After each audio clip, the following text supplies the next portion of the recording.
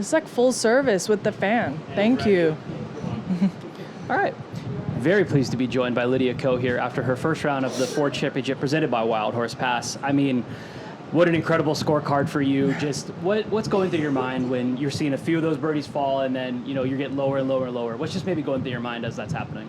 I think, the number 59 honestly did cross my mind, like by the time I hold my birdie putt on 6. But it wasn't like the pressure was, it wasn't like I had a lot of pressure to like break 60. It was just more like, oh, it's really cool to be in this position. I think that's my career low score. Yep. I think the lowest score that I had before that is maybe the Australian Women's Open or something. It's like somewhere along those lines. So yeah, it was definitely a fun round to have. I don't think I've ever actually started a round with 4 birdies. So it was nice to take advantage of, the good start and continue that on my back 9 as well.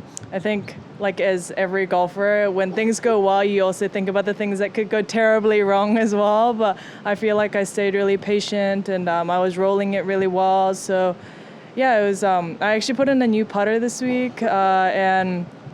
Like I've had my old putter for a really long time, like the same model. So it was kind of different just to have something else. And Lottie said on the second hole, like, oh, you got a new putter. And I was like, well, at least I hold the first one. So it was a good start. And maybe it's a honeymoon phase, who knows? But you take a more easy day like this, at any occasion. What kind of putter did you switch to? It's a new Scotty Cameron 12. As most people know, I have a thing. I have my love towards Scotty Cameron putters. So it's very unusual for me to change out of my putter. It's been a while since I have tried a different model than to my prototype that I have. But it just rolled good. Honestly, it went in the bag on Tuesday. And I think even, Paul at Scotty Cameron and Tom were kind of surprised that I was going to change, but I felt like, you never know until you play out there. And obviously this has only been one round, but it's a good start. And, I really couldn't have been any better in that sense. Yeah.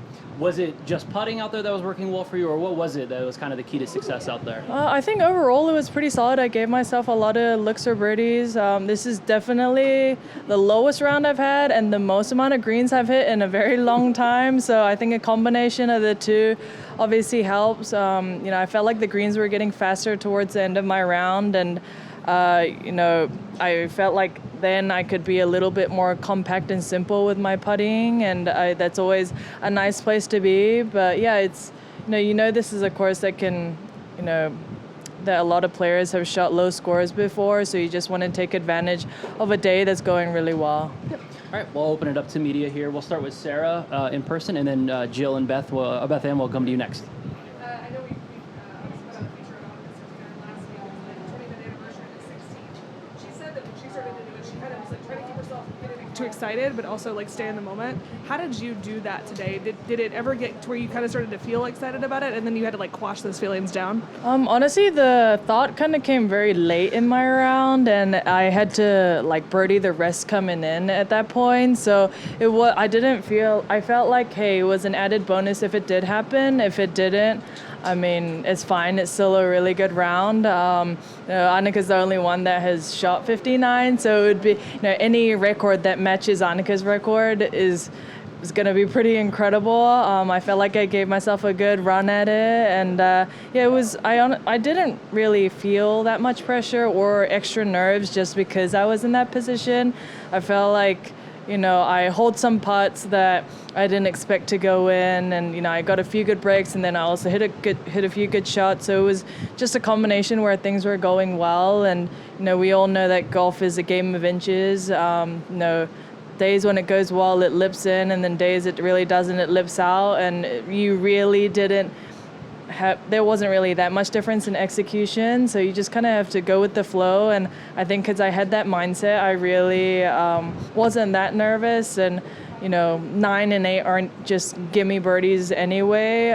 So to birdie those and just finish at 60. I'm honestly excited that I finished at that, at that score rather than feeling disappointed that, I didn't break 60.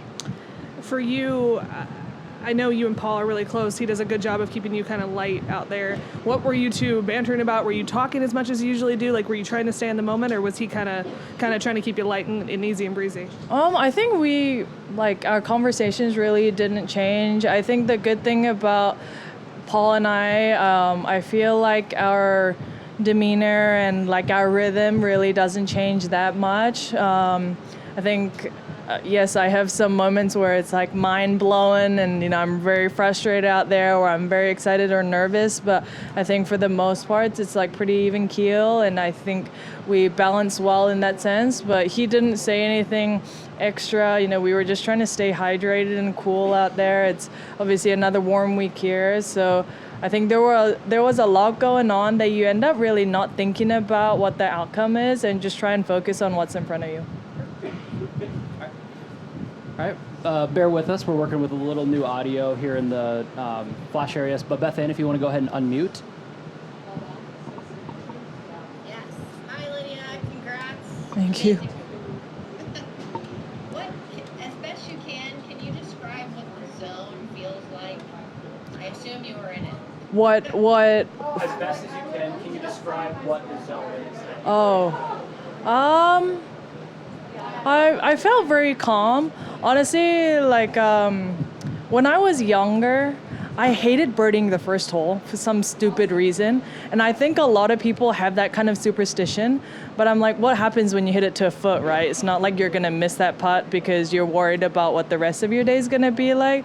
So I just got into a really good momentum. And I think that's what helped me kind of stay in my zone. I really wasn't out of position that many times, so it's a lot easier to be in that kind of rhythm and tempo. But I think when you're in the zone, you're just focused and there's not as many external thoughts that are going in and out of your head, and you're just focused on what shot you have in front of you and not get too carried away about the outcome of it. So yeah, I think just honestly staying in the zone is almost like being able to switch on and off between shots and having full commitment when you're about to hit it, but outside of that, just being as relaxed as possible.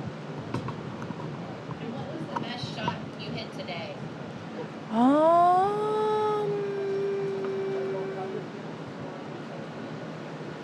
The best shot I hit today, I feel like I hit a lot of quality shots. There wasn't one where it was like, wow, outstanding.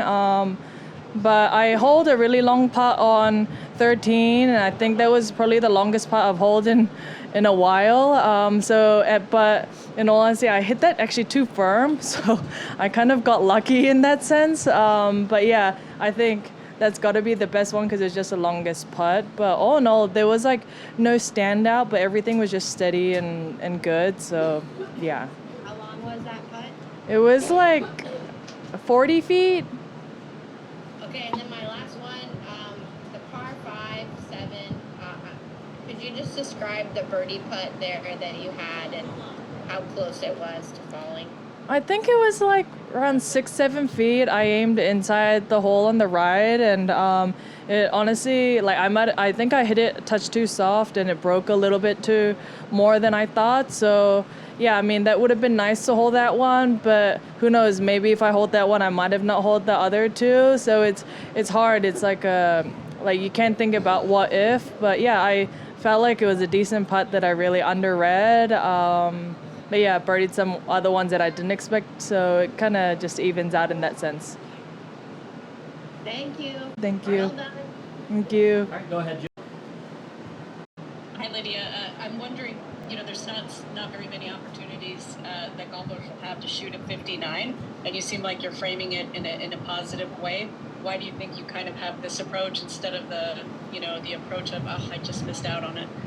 I mean, it's been a while since I shot like a double-digit under par on one round anyway. So, and I was thinking like, man, if it's a par 72, it's 13 under par to like break 60, and I mean, even if you shoot 5 under, you're always happy coming off the golf course. So I think like people think that sometimes when the course may be easier or a lot of players are shooting under par, they kind of think that, oh man, that was easy out there. But when you're in the moment, you really don't think of it like as it being easy. You know, you're still working very hard for each birdie or eagle or par. So it's I think it comes off as being easy, and you know, I wish there were more rounds like that, but it never really is in the moment. So, yeah, I think my demeanor really didn't change because I don't think I had the expectations to break 60 to start off with.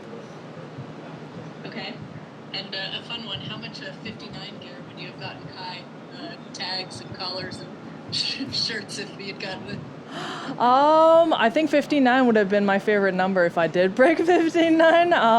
But yeah, it's I mean, 60 still has a good sound to it, and yeah, I don't know. You never know until it happens, and I don't know if it's ever gonna happen. But yeah, it'd be pretty cool, like I said earlier, to kind of add to something that Annika has done as well. Thank you. Thank you. Thank you so much, Lydia. Congrats again. Thank you.